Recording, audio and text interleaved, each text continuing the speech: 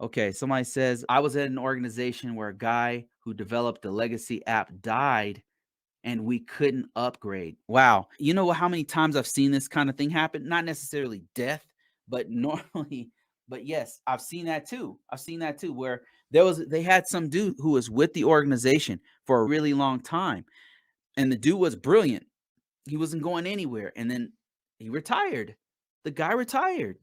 I've had one where the dude retired and people had to come in and redesign it because it had been so long ago it, that it only worked on Windows 2000. So they had to upgrade to Windows, a more current version of Windows. And now by the time they left, we're already in Windows 7, not Windows 7, with Windows 2008 at the time. Now even Windows 2008, you know how this works.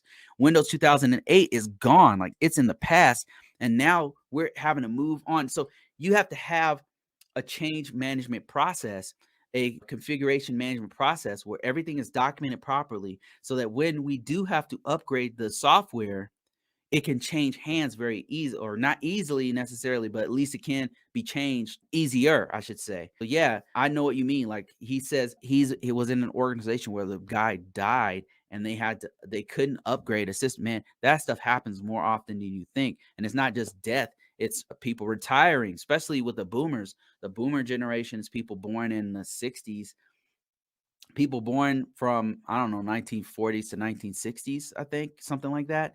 And those guys are retiring now. They're bailing. So all those software engineers, all those who develop stuff on old systems, they're out of here.